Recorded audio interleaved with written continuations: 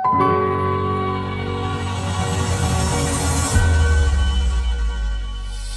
lagi saya celaka mobil tuh ada 12 kali, itu mobil itu nggak ada wujudnya kalau dilihat. Cuma kok saya survive terus. Belum lagi yang mau dibunuh orang, yang mau ditembak orang, tapi udah cuma selisih berapa menit saya lolos. Dan Tuhan masih selalu kasih kesempatan. Mungkin kurang lebih ya. Kasih karunia Tuhan semua. Hampir 20 kali. Dan 20 kali Tuhan kasih kesempatan terus untuk seorang Leon Ferdinand ya, untuk bangkit terus dan semakin diperbaharui.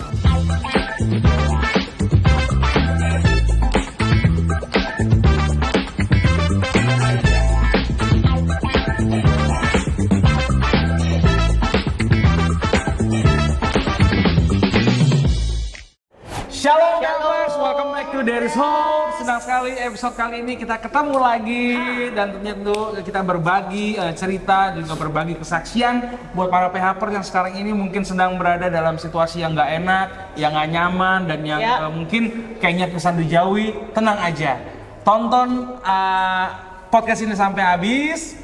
Kita akan merasakan kekuatan Tuhan di dalamnya. Yang pasti memberkati. Dan kali ini kita memiliki suasana yang berbeda. Karena kali ini kita bersyukur banget lagi ada di salah satu tempat yang memberkati kita, yaitu di Ropang Bro. Ropang Bro. Minumannya enak, makanannya enak. Iya, cobain semua di sini.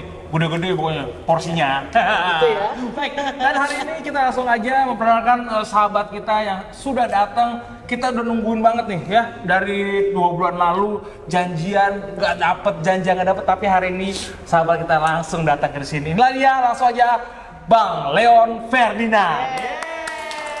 Shalom Bang. Shalom. Waduh, Shalom. kita manggil abang aja biar deket ya.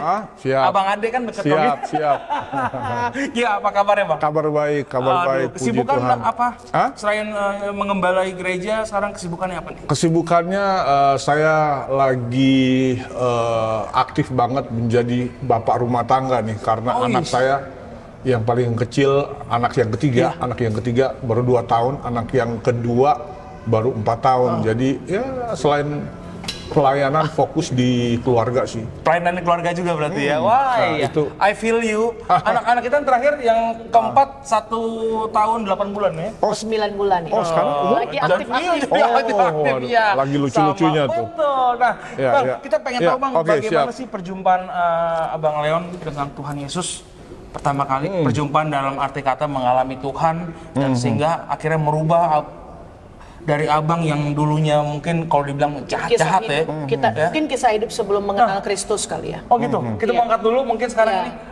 Bang, kita pengen tahu dulu apa sih ini perbuat? Kayaknya aku lihat di YouTube, ngeri-ngeri banget. Ngeri loh, sampai nyebutin Leon Ferdinand tuh ngeri banget gitu loh. Apa sih dulu kalau boleh flashback sedikit lah ya? Oke, sebenarnya dulu yang kita lakukan di zaman kebatilan ya, kebahlulan, saya anggap itu masa loss, masa loss in transition, masa kita sedang belum bisa ngerti cetak biru blueprintnya Tuhan. Jadi kita berada di tempat yang salah pada waktu yang salah dengan orang-orang yang salah. Salah semua. Salah semua jadinya kan. Berabe itu. Tapi ya itu bermula kan segala sesuatu itu ada triggernya, selalu ada pemicunya. Nah triggernya itu adalah di dalam in my case triggernya ini simple. Triggernya karena satu, of course saya dari keluarga, walaupun cerita ini sebenarnya klasik dan klise dari broken home. Tetapi saya alamin sendiri, keluarga itu memegang peranan penting. Dan kedua, karena saya growing up tumbuh tanpa figur ayah, father figure. Fatherless ya? Fatherless. Menjadi fatherless ya sekarang? Fatherless. Jadi sebenarnya fatherless ini generasi yang benar-benar lagi diincar oleh the devil, karena fatherless generation ini sekarang ini banyak banget. Dan ternyata kan kebetulan saya juga pastor di penjara-penjara nih dari tahun 2012, jadi kurang lebih udah hampir 11 tahun saya di pelayanan penjara. Nah, dari hasil survei kita dan data kita, kita harus bicara selalu by data ya. Jadi hampir 90% pelaku kriminal yang cenderung hardcore, yang cenderung ekstrim seperti pembunuhan 340, rapis, pemerkosaan, perampok.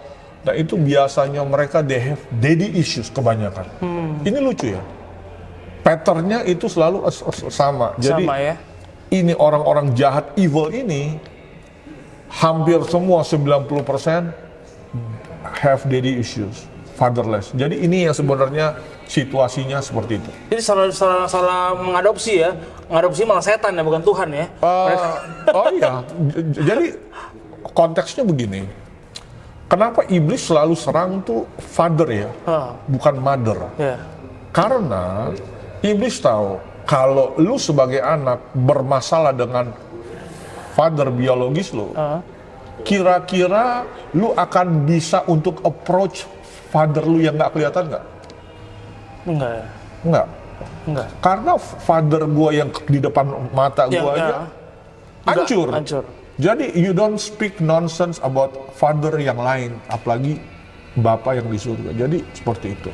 Ya mungkin bisa dibilang seperti ini PHPers, bahwa terkadang manusia itu hanya percaya dengan apa yang dilihat, bahkan yang tidak dilihat dia tidak percaya. Dan mungkin terkadang manusia juga, apalagi anak-anak Tuhan yang bisa dikatakan fatherless minus karena mungkin perhatian dari seorang bapak, atau mungkin karena tidak ada pertumbuhan dengan adanya kompleks seorang bapak, jadi ujung-ujungnya kecewa dan itu mau menuntut, mungkin marah dengan Tuhan, ya ujung-ujungnya jadi ya dirinya ini dibawa dengan hal-hal yang memang membuat dia jatuh dengan hal-hal duniawi itu gitu. Nah, jadi apapun yang kita dengar soal kebenaran jadi nggak benar di mata kita yang menjadi fatherless itu. Nah, Bang, setelah itu perubahan terjadi dong, pasti dong.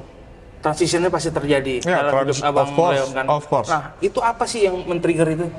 Yang membuat perubahan apa nih? Perubahan dalam hidup seorang Leon Ferdinand. Perubahan ini kan ada dua, perubahan ke arah yang baik atau yang jahat. Perubahan yang mana? Yang baik. Oh, perubahan. Kejahatan tadi udah kita ngomongin. Oke. Perubahan ke arah yang baik. Oke. Apa yang sih men-trigger itu sehingga Abang gua harus hidup benar sekarang? Oke. Jadi perubahan triggernya ini jadi ada beberapa kali in the past saya tuh tipis-tipis dengan maut. Dan bahkan di tahun 2012 ada satu kejadian yang benar-benar di 2012 saya dinyatakan mati oleh dokter karena pada waktu itu saya dicolong, ditikam dari belakang, ginjal hancur, paru-paru hancur, jaringan usus saya hancur. Cuma pas saya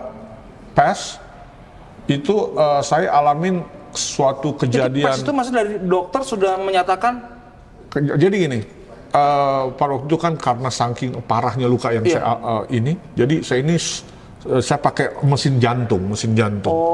Jadi kalau kita lihat di monitor, jadi kalau ini saya lagi koma ya. Kalau dia masih naik turun gini kan dia masih hidup. Nah ini sudah flat. Dan flat itu basically kalau ini sudah flat, secara medis, secara kedokteran, dokter bilang sudah, you are officially sudah selesai, sudah game over.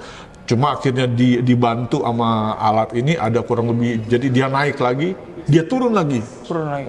Dia naik lagi, dia turun lagi. Kurang lebih ada 3 kali, jadi dokter ada 3 kali dia off and off. Lagunya udah nada panjang ya? Iya, gitu benar, iya, kayak gitulah. Jadi dikasih kesempatan untuk hidup yang kedua kalinya dalam artikan second chance dari Tuhan. Sebenarnya ini bukan yang kedua kali, karena sebelum ini ada beberapa kejadian yang benar-benar sakit juga, di rumah sakit juga. Saya pernah di tahun tahun 1994 itu saya overdose. Saya koma 3 hari.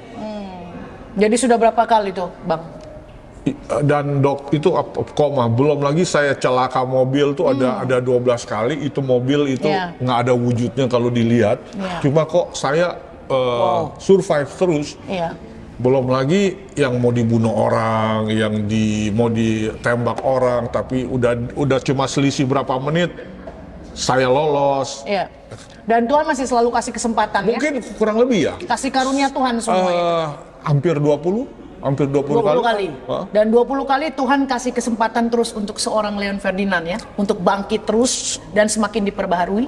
Yes, Ya selalu. pasti dong, pasti Yes. gini. Kalau saya percaya betul ada setiap anak-anak Tuhan yang memang sudah dirancang Tuhan dipilih karena Roma 8 ayat 28 berkata Allah turut bekerja dalam segala sesuatu untuk mendatangkan kebaikan bagi yang dipilih Dia dan yang mengasihi Dia. Iya. Dan termasuk kita ini yang sudah dipilih Tuhan menjadi hambanya. Mungkin selama 20 kali saya percaya dari setiap kita yang mau dibenarkan belajar dari setiap kesalahan. Belajar dari setiap dosa yang That's mungkin kita bebal, mungkin kita merasa kita ini dulunya Tuhan saya ini udah berubah, saya ini udah bertobat, padahal Tuhan bilang belum nak, lo belum 100%. Jadi kadang ada hal-hal yang Tuhan izinkan mungkin sampai 20 kali terjadi dari seorang Leon Ferdinand dan yang saat ini membuat abang ini semakin lebih lagi, oh Tuhan, ternyata saya belum sadar ya. Iya, ternyata saya belum ada apa-apanya di hadapanmu dan ini yang membuat Bang Leon tuh semakin lebih lagi merasakan Tuhan itu baik, Tuhan itu memiliki benar-benar besar kasih karunia-Nya buat saya, betul nggak? Setuju banget. Iya kan? Setuju Karena banget. itu juga Setuju banget. pasti terjadi pada PH-pers di luar sana. Cuman masalahnya di luar sana, Bang, ada yang mengeraskan hati, ada yang tetap bebal, ada yang tetap kompromi dengan dosa kan gitu. Dia merasa, oh yang gua jalanin udah benar. Padahal Tuhan bilang, no belum nak, itu belum benar. Karena benar buat dia belum tentu benar buat Tuhan Itu sudah pasti. istilahnya sekarang ini masih banyak PH-pers yang nyari bapak yang sesuai keinginan dia, bukan keinginan bapak sesungguhnya. Sama seperti kita kalau dalam pelayanan penjara ya kan, kita melihat ada orang pertobatan di situ dengan janji bual-bual, Tuhan saya akan mau mengikut, Tuhan saya akan melayani Tuhan. Begitu keluar penjara dia lupa semua, dia bakal masuk lagi, satu lagi, masuk lagi ke penjara, begitu sampai berkali-kali. Nah terkadang itu yang membuat anak Tuhan yang kadang-kadang aduh sayang banget waktu itu dibuang begitu aja. Dan kesempatan yang Tuhan kasih itu luar biasa begitu. That's right. Nah, dari seorang Bang Leon Ferdinand sendiri, apa sih yang membuat selain peristiwa kemarin sempat itu, Jadi apa lagi? sebenarnya begini nih, sebenarnya yang membuat saya akhirnya mempertanyakan kalau Tuhan sejauh ini spare hidup gua, Tuhan masih kasih gua chance, bukan cuma sekali, bukan cuma 2 kali, 3 kali, 20 kali. jadi hampir 20, maksudnya karena gua dulu di masa lalu saking gua hidup dalam kepahitan, terus kita ada suatu kekosongan di dalam diri kita yang kita nggak bisa jelaskan itu apa. Cuma kan itu memang kekosongan itu Tuhan sudah create di dalam hati setiap orang agar kekosongan itu, kehampaan itu nggak bisa diisi oleh apapun selain puas oleh Tuhan itu sendiri. Bagi yang sadar, Bang. Iya, bagi yang Tapi sadar. bagi yang bagian dewasa rohani mungkin Iya, akan berpikir Tuhan izinkan ini terjadi supaya kita lari sama Tuhan. That's right, Tapi bagi yang bayi rohani, salah, Ari. kok Tuhan izinkan gue seperti ini, bahkan yang banyak yang kecewa sama Tuhan. Betul nggak? Iya, nah akhirnya polanya adalah saya bosan hidup seperti jutaan anak muda lain lagi. Mereka bosan hidup. Ya, udah give up ya. Sebenarnya udah males ya. Sebenarnya kalau bunuh diri nggak dosa, mungkin ada jutaan anak mau bunuh Akan diri, ngambil itu ya? mengambil apa langkah. Tapi sekarang semakin tahu bahwa tetapi itulah intimidasi setan ya. Maksudnya begini, kita bosan hidup ya, tetapi ternyata kita berani mati kan, jatuhnya berani mati untuk alasan yang konyol. Contoh, gua overdose, gua nggak ambil apa pusing. Gua celaka, gua nggak ambil pusing. Gua ditikam orang, gua nggak ambil apa pusing. Kita berani mati. Cuma sekarang gua ngerti begini, yang keren itu bukan orang yang berani mati. Orang yang berani mati itu banyak orang di luar sana yang berani mati. Berani memati untuk ideologi mereka, yang lebih gila lagi orang berani memati untuk Tuhannya, entah Tuhan yang mana yang mereka bela. Tapi yang keren buat gue sekarang bukan tentang bagaimana lu berani mati, tapi lu berani hidup nggak untuk Tuhan lu. Berani mati itu semua orang bisa, tapi berani hidup buat Tuhan. Itu dia. Secara totalitas, Bang. Ini nggak gampang, lu harus totalitas. Ada bayar harganya. Harus totalitas, that's right. Harus Itu yang perlu totalitas. digarisbawahi, totalitas. Nah ini yang saya selalu katakan gini, untuk lu jadi Kristen, lu nggak bisa jadi Kristen part-timer. Yes. Kalau lu jadi Kristen part-timer, lu mending jangan jadi Kristen. Ya. Karena kehadiran lu jadi Kristen part-timer di muka bumi ini Betul. cuma jadi Kristen yang penuh-penuhin bumi doang. Iya. Tapi lu Nggak ada nggak ada manfaatnya, dampak, nggak ada nggak ada manfaat, gunanya ya. nggak ada manfaat. Jadi batu sandungan gitu. Jadi batu sandungan. Nah, tapi kalau lu mau jadi Kristen, lu nggak sekedar harus tadi saya bilang part timer, tapi lu harus full timer, bukan cuma full timer juga, lu harus full heart. Baru lu bisa berdampak, baru lu Menjadi berkat ya buat menjadi orang lain. blessing. Jadi memang lu jadi Kristen lu harus radikal, lu harus militan. Betul. Baru lu bisa sampai ke destiny Tapi Tuhan. sekarang tuh udah nggak musim lagi abu-abu ya. Dan Putih-putih dan udah. perlu digarisbawahi, Oh, mungkin Bang Leon setuju dengan saya, begitupun juga dengan suami, bahwa pelayanan bukan satu batu loncatan. Ya, Yang setuju. pertama, yang kedua, pelayanan itu bukan menentukan kita kedekatan kita dengan Tuhan. That's right. Ya, tadi That's saya right. kutip apa yang dikatakan oleh Bang Leon, bahwa yang perlu paling penting adalah full heart.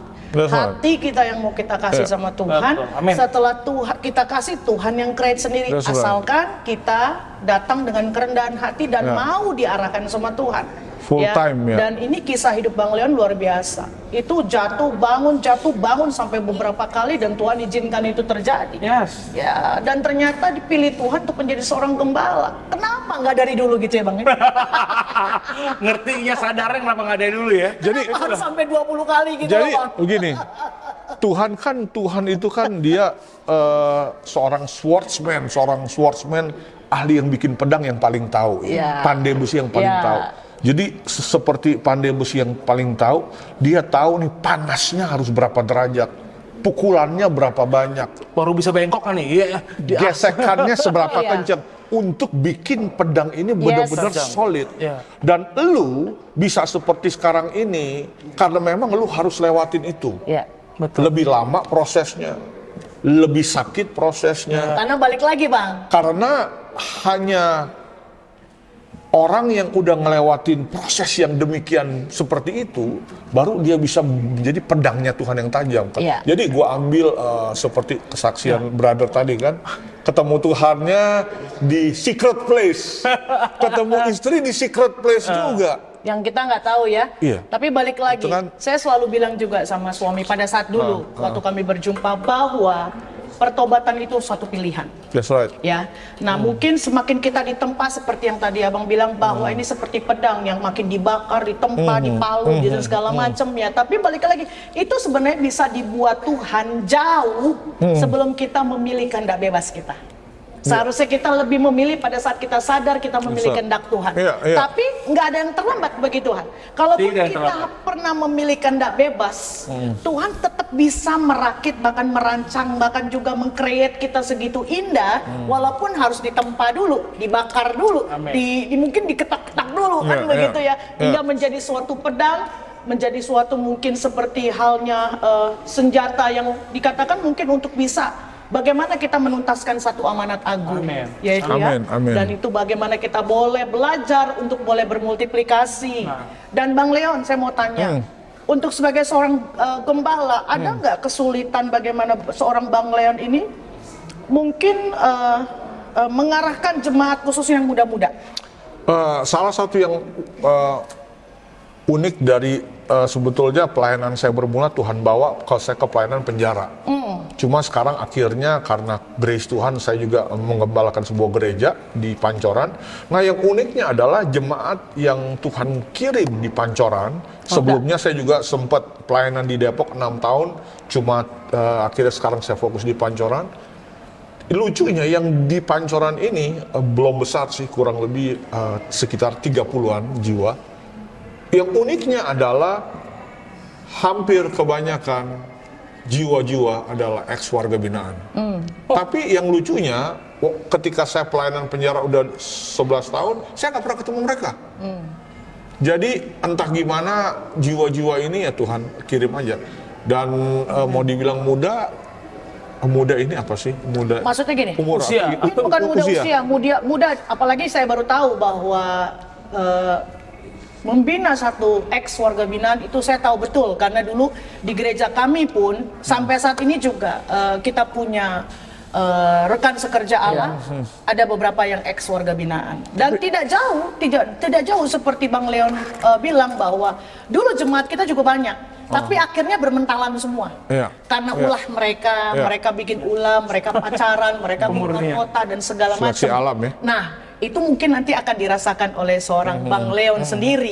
Nah, maksud saya bagaimana Bang Leon mengembalakan mereka yang muda secara rohani?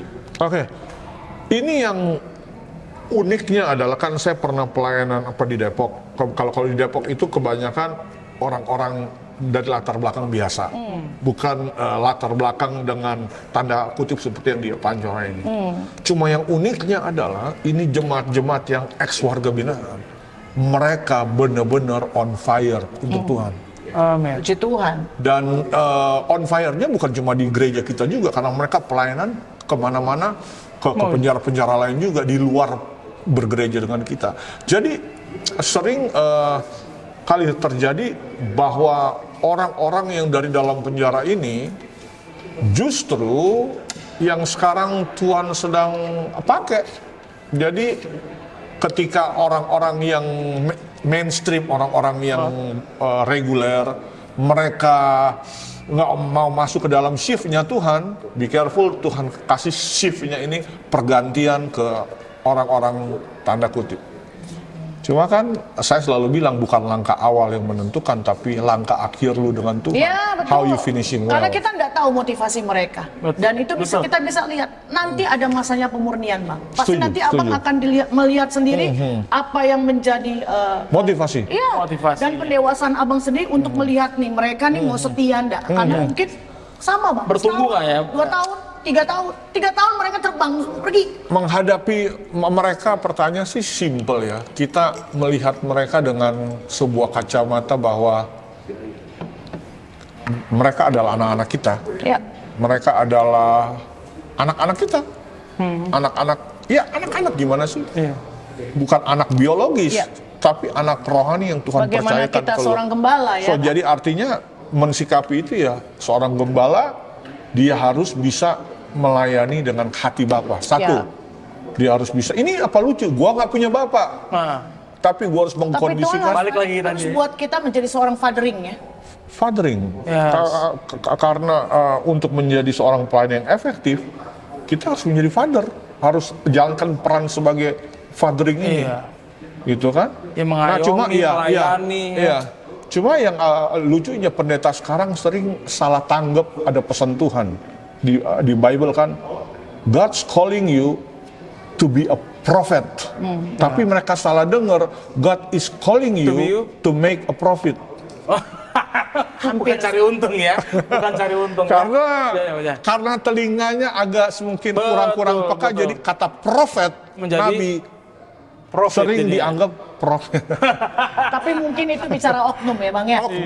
Bicara oknum karena ya memang balik lagi sih kalau kami pribadi juga bukan hanya bicara fathering Bang. Sampai kami men-teaching mereka. Itu keren. Pada saat kami coaching mereka, teaching mereka, mereka ada yang berpergian tanpa pamit, mereka ada juga yang membuat ulah, mereka juga ada yang sampai membohongi kami, memakai uang kami luar biasa. Nah, tapi kami akhirnya melepaskan pengampunan itu. Dan di situ Tuhan membukakan bahwa sasaran target kita sebenarnya bukan hanya di situ, tapi lebih luas lagi. Dan puji Tuhan, dan saya melihat kami berdoa mudah-mudahan seorang Bang Leon bisa benar-benar mengajak kawan-kawan ex warga binaan untuk sungguh-sungguh mendapatkan bahkan memiliki hidup yang benar-benar mau taat ya sama Tuhan dan memiliki motivasi yang benar. Nah, Bang Leon, harapannya buat anak-anak sekarang ini, mungkin PHPers yang lagi nonton, mungkin juga mereka lagi sedang fatherless, yang tidak tahu ayahnya gimana. Gimana Bang? Ayah pesan. Jadi ini penutup nih. Oke. Jadi sorry ya Bang ya. Nggak apa-apa, nggak. Jadi penutup nggak, maksudnya ini udah mau selesai kan? Jadi penutupnya saya mau sedikit cerita tentang king property. King property atau milik sang raja. Jadi ini kisah nyata ini tentang seorang, ini kisah real, kisah kejadian dari seorang pria yang bernama Bob. Nah, Bob ini di Amerika dia beli sebuah motor tua di pasar loak di rongsokan. Dia beli motor Harley Davidson pada waktu itu tahun 70-an, dia beli seharga $30. Terus dia bawa pulang ke rumah $30, cuma 300.000. Kemudian dia mulai renovasi. Kemudian dia sampai di suku cadang, mesin dia harus telepon kan kantor Harley Davidson. Dia telepon, Bu, saya mau benerin Harley Davidson saya, tolong dipandu. Pihak Harley bilang, tolong Bapak kasih tahu kita nomor seri mesinnya. Lihat ada nomor, kemudian dia lihat, terus dia kasih tahu ini nomor serinya. Tiba-tiba nggak pakai lama, pihak Harley bilang begini, Bapak kami beli itu motor itu sekarang. Malah pihak Harley mau beli motor itu? Kita ingin beli motor itu seharga $500.000. Bingung kan? Kaget. Karena si Bob ini mulai ada berbagai macam pertanyaan di kepala dia, ini apa-apaan? Apa jangan-jangan motor ini pernah ada sengketa? Apa motor ini punya bandar narkoba? Atau di dalam motor itu ada question mark. Dia bilang, ada apa sih? Ada apa? Cuma dari pihak dealer Harley Davidson belum kasih jawaban. Yang cuma berita ini udah nyebar kemana-mana dalam beberapa hari. Tiba-tiba si Bob ini diundang oleh pembawa acara tahun 70-an yang terkenal yang namanya Jay Leno. Jay Leno undang dia untuk hadir di talk show-nya dia. Kemudian Jay Leno bilang begini, kemarin motor Bapak mau ditawar ya sama Harley, saya bayar lebih mahal $2 juta. Dari 500.000 ya, lebih kaget lagi. Ini apaan sebenarnya? Apa ini yang terjadi? Terus Jelino bilang begini, lu tahu nggak motor Harley butut lu? Coba lu lihat di motor itu ada tulisan The King nggak? Terus dia lihat, iya benar ada tulisan The King di sadelnya, di bangkunya. Lu tahu nggak itu kenapa? Gua mau bayar $2 juta. Karena motor itu milik dari King Rock and Roll, yaitu Elvis Presley. So karena itu motor itu jadi harganya mahal banget, tinggi ya, $2 juta. Padahal itu motor butut, motor bekas. Dibeli $30.